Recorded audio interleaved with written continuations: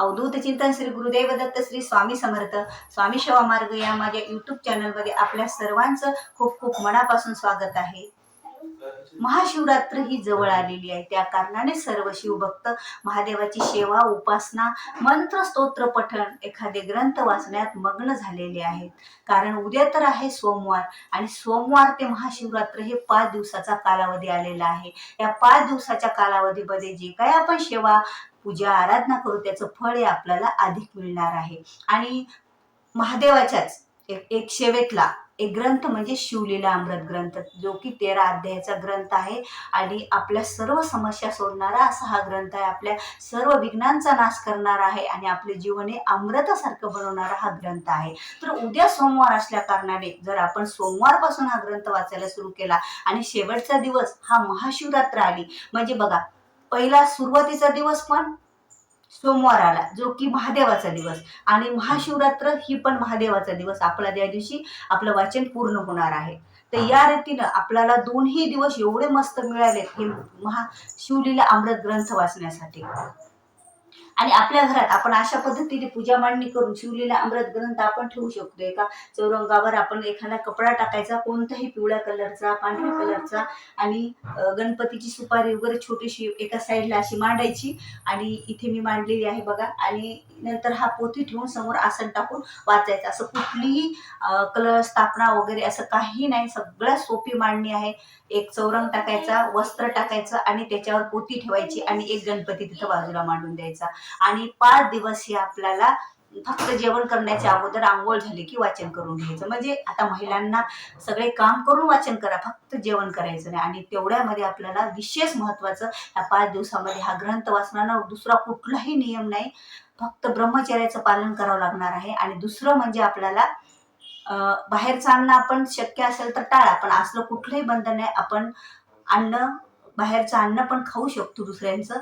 आणि त्याचबरोबर आपल्याला अशा काही गोष्टी आपल्याला पाळायच्या, म्हणजे त्या म्हणजे आता मासिक धर्मात आपण कुठलीच सेवा करू शकत नाही, आणि सूतक जर असलं तर आपल्याला सेवा करायची नाही। आणि हा ग्रंथ महिला, पुरुष, मुले, मुली सर्वजण वाचू शकतात। आणि विशेष हा ग्रंथ वाचताना जर आपण व्हाईट कलरची किंवा पिवळ्या कलरची, येलो कलरची साडी घालून जर वाचन केलं तर आणखीनच आपल्याला प्रभाव पडणार आहे। म्हणजे आता व्हाईट कलरची साडी का घालायची असती, पिवळ्या कलरची साडी किंवा कपडे का घालायचे असतात, कारण व्हाईट कलर ही शांततेचं प्रतीक आहे। आणि जेव्हा आपण व्हाईट कलरचे कपडे घालून कोणती सेवा पूजा करू त्यावेळेला आपलं मन हे शांत राहतं, आणि ते मन आपण भगवंताच्या चरणी आपलं लागत असतं।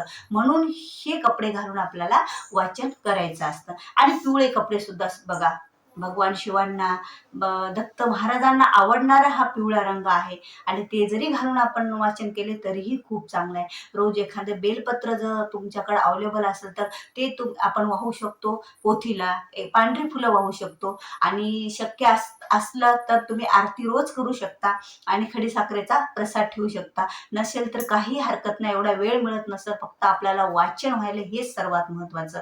मग आरती आपल्याला महाशिवरात्रीच्या दिवशी आरती करा, छोटासा काही फराळाचा नैवेद्य दाखवा, कारण त्या दिवशी आपलं वाचन काय होणार आहे, ग्रंथाचं पूर्ण होणार आहे। आता हे 13 अध्याय आहेत आणि हे 5 दिवसात आपल्याला वाचायचे। तर आपण दोन दोन अध्याय एक दिवस, समजा आता तीन अध्याय हे आपण 3 दिवस घ्यायचे, आणि 2 अध्याय हे 2 दिवस घ्यायचे। आणि शेवटच्या दिवशी, आता महाशिवरात्रीच्या दिवशी थोडंसं जरी ठेवले आपले अध्याय 2 वाचायचे तरीही खूप चांगलं, कारण आपण बऱ्याच सेवा त्या दिवशी महादेवांच्या करत असतो, कुठं मंदिरात जातो, घरी सेवा करतो, आणि त्या दिवशी जागरण पण करत असतो। तर एवढी महत्वाची गोष्ट हा शिवलीला अमृताचा ग्रंथ आपल्या सर्व समस्यांचं निवारण करणारा ग्रंथ आहे। त्याचा अनुभव तुम्ही घेऊन पहा, बऱ्याच सेवेकरांनी त्या ग्रंथाचा अनुभव घेतलेला आणि त्यांचं जीवन हे अमृतासारखं बनलेलं आहे। मी सुद्धा बऱ्याच वेळा हा ग्रंथ वाचलेला आहे, आणि असं नाही की तुम्ही जर प्रेग्नेंट असाल, गरोदर असाल तरी हा ग्रंथ वाचू शकता, कुठलंही बंधन नाही। 9वा महिना असो, 7वा महिना असो, की कोणताही महिना तुमचा चालू असो तरी तुम्ही हा ग्रंथ वाचू शकता, कारण महादेवांची कृपा, आशीर्वाद आपल्या गर्भावर राहत असतात, आपल्यावर राहत असतात आणि यामुळे आपली डिलिव्हरी पण व्यवस्थित होत असते. तरीही तुम्ही हा ग्रंथ वाचू शकता. असं म्हणतात महादेवाची ही सेवा करू नका, ती सेवा करू नका, असं कुठलंही बंधन नाही. हा ग्रंथ स्वतः मी सुद्धा प्रेग्नेन्सीमध्ये वाचलेला आहे आणि त्याचा मला अनुभव आणि साक्षात्कार खूप चांगला झालेला आहे, म्हणून तुम्हाला मी सांगत आहे.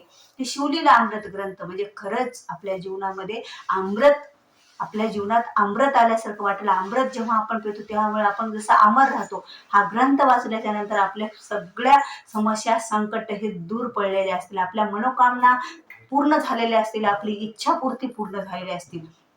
महिलांनो, एवढी सोपी मांडणी करायची आहे आपल्याला आणि अशा मांडणीच्या रीतीने आपल्याला हा ग्रंथ वाचन करायचा आहे. ग्रंथ वाचन झाल्याच्या नंतर झाकून ठेवा आणि असं शेवटच्या दिवशी, आता तुम्हाला नैवेद्य त्याला महाशिवरात्रीच्या दुसऱ्या दिवशी दाखवायचा. महाशिवरात्रीच्या दिवशी आपण नैवेद्य दाखवू शकणार नाही, पण विशेष जर तुम्ही महाशिवरात्रीच्या दुसऱ्या दिवशी कोणताही एखादा स्वीट आयटम करा, गोड नैवेद्य करा, वरण भात पोळी पाहिजे, गोड पदार्थ, आणि शक्य असल्यास तुम्हाला पूर्णाचा नैवेद्य दाखवा. कारण एवढा छान ग्रंथ आपण वाचन करत आहोत आणि त्यांना जर आपण पूर्णाचा नैवेद्य दाखवलं, पूर्णाचा नैवेद्य म्हणजे त्यामध्ये पूर्णच येत असतात. असे आपण बघा, पंचपक्वानाचा नैवेद्य एका साईडला आणि पूर्णाचा नैवेद्य एका साईडला, कारण पूर्ण म्हणजे पूर्णच नैवेद्य असतं, म्हणून ह्या पूर्णाला एवढं महत्व आलेलं आहे. आणि हे आपल्याला आपल्या देवघरामध्ये दाखवायचा एक नैवेद्य, इथे एक दाखवायचा नैवेद्य आणि शक्य असल्यास आपल्या गाईला एक नैवेद्य आपण द्यायचा. असे 3 ताट मांडून आपल्याला नैवेद्य दाखवायचे आहेत. एखाद्या महादेवाच्या मंदिरात नेऊन नैवेद्य द्या. घरी जर कोणाला जेव घालण्याची इच्छा असेल, लेकरं बाळ छोटे मुले, तर तुम्ही जेव घालू शकता. नसेल तर एखाद्या मंदिरात थोडंसं अन्नदान करा. असं बंधन कुठलंही नाही, पण आपल्या मनाला समाधान, मी एवढा ग्रंथ वाचला आणि अन्नदान केल्याच्या नंतर ग्रंथ वाचण्याचं पूर्णतः फळ मिळत असतं. त्यामुळे थोडासा हा ग्रंथ आपल्याला वाचन करायचा अशा पद्धतीने. आणि आपल्या घरामध्ये बघा, त्यावेळेला सुख, समाधान, आनंद हा सर्व काही आपल्याला मिळणारा हा ग्रंथ आहे. आपल्या काय मनोकामना, इच्छा असतील त्या पूर्ण होणाऱ्या आहेत. पण ग्रंथ वाचण्याच्या अगोदर तुम्ही तसा संकल्प करा आणि वाचायला सुरू करा. सोमवार हा दिवस खूप महत्वाचा. आता कोणाला जर काही अडचण असेल, आपली मासिक धर्माची किंवा कोणती, आणि मग आता आम्हाला नाही जमणार 5 दिवसात, तर तुम्ही 3 दिवसाचा हा ग्रंथ वाचू शकता. म्हणजे तुम्ही एकादशी, बारस आणि महाशिवरात्र हे 3 दिवस वाचू शकता. समजा एकादशीच्या दिवशी तुम्हाला काय अडचण आहे, तर तुम्ही बारस, महाशिवरात्र आणि महाशिवरात्रीचा जो नैवेद्य दाखवायचा दुसरा दिवस असतो ना, तो दिवस पण पकडून 3 दिवस वाचू शकता. आणि नंतर नैवेद्य लगेच आरती करून दाखवू शकता. महादेवाची, गणपतीची करायची, महादेवाची आरती करायची, पार्वती मातेची, आपल्या कुलदेवतेची आरती करायची आणि नैवेद्य दाखवायचा. एवढं सोपं आणि सरळ, एवढी छान ही पूजा आहे आणि एवढा छान या ग्रंथाचं वाचन आहे. त्यामुळे महादेवाची विशेष कृपा आपल्यावर राहते. कारण शिवलीला अमृत म्हणजे शिवांच्या लीलांचं वर्णन. शिवांनी लीला किती केल्या, कुठे केल्या, कशा प्रकारे आपल्या भक्तांचं संरक्षण केलं, कशा प्रकारे हा भोळा देव पावन होत असतो छोट्या छोट्या गोष्टीवरून, हे आपल्याला सर्व या ग्रंथामध्ये ऐकायला मिळतं. बघा, हा ग्रंथ विशेष सगळेजण वाचू शकतात. ज्याला शक्य आहे एकाने तरी घरातल्याने हा ग्रंथ वाचन करायला सुरुवात करा. कुणीही ज्याला वेळ असेल त्यांनी वाचन करायला सुरू करा आणि हा ग्रंथ वाचा. जर आपल्याला वेळ नसेल तर आपल्या मुलांकडून, मुलींकडून वाचून घ्या. आपल्या घरात सासू सासरे त्यांना वाचायला बसा तुम्ही, किंवा स्वतः वाचन करा.